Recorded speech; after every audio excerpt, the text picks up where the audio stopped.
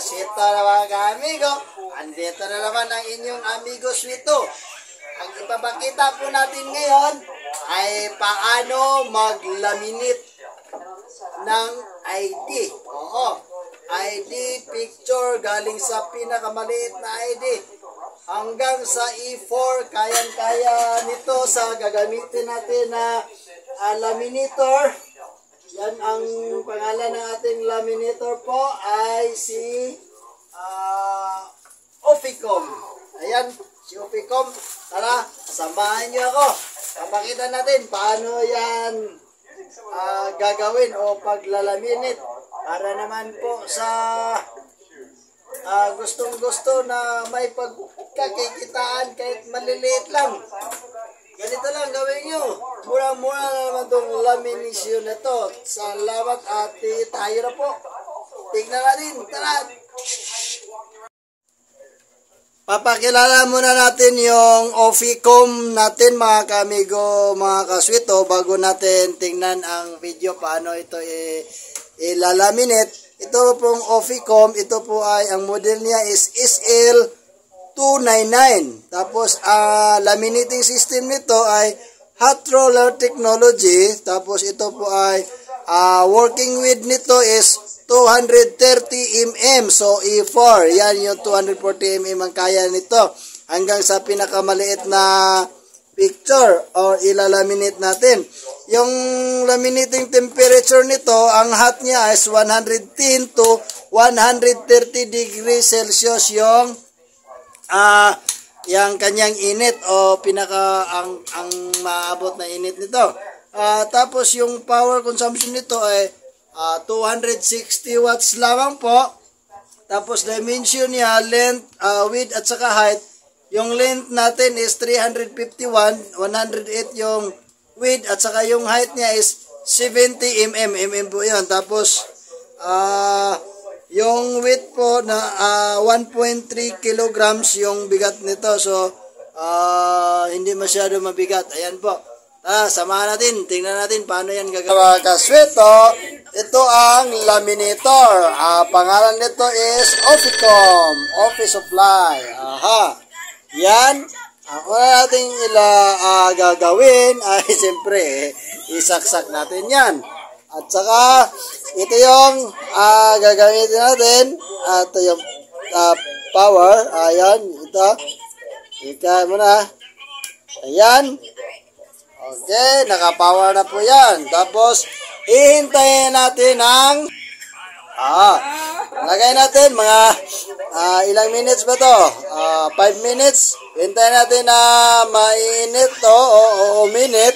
Tapos, ito yung ano ng anak natin. Sample, no? Sample to, mga ka-sweeto, mga ka-amigo. Ito yung kanyang ID o yung picture. Tapos ilagay natin yung laminator, plastic laminator. Yan. Tapos pag-iinit na yan,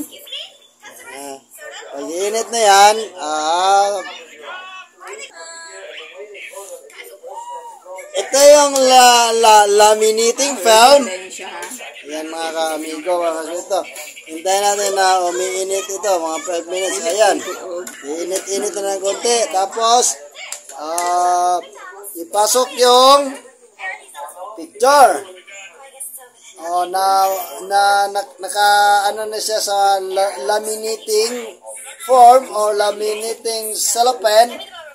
Yan mga kasweto, mga ka-amigo. Habang idahan-dahan natin ipasok,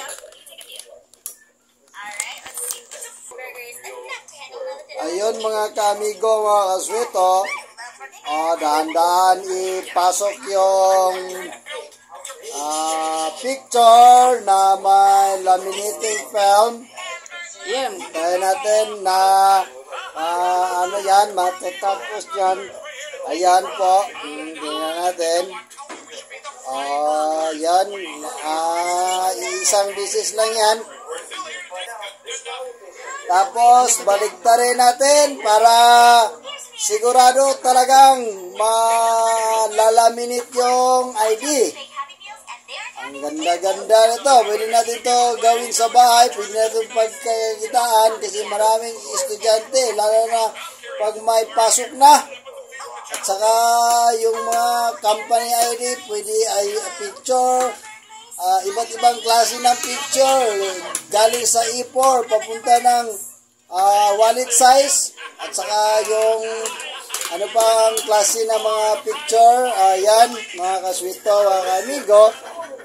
Tapos na po to. 2 bisis lang.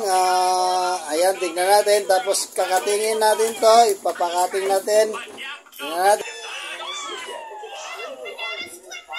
Kakating na po yan. Ayan, may kasama itong cutter. Ayan, ganyan lang po. Kadali, no? Yung may nagpaplano po kayo na gamit ng lamination or paglalaminate, ayan, para may kakikitaan tayo kahit maliit lang. Basta may pagkikitaan. Yan po. Tapos yung isa, ikakating din. Dalawa kasi yan eh. Malaking picture at saka maliit-liit. Iba't ibang size. Hanggang sa maliit. Hanggang sa E4 yan, mga ka-amigo, mga kaswito. Yan po. Tingnan natin po. Ayan na po. Oo. Tapos na yan. Ayan. Thank you for watching po. Ito po ang inyong amigong Swito. Salamat sa inyong pagtingin kung paano i-mag-lalaminate.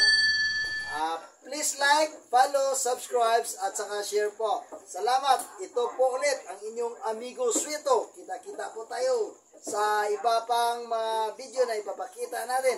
Salamat po. Thank you, thank you.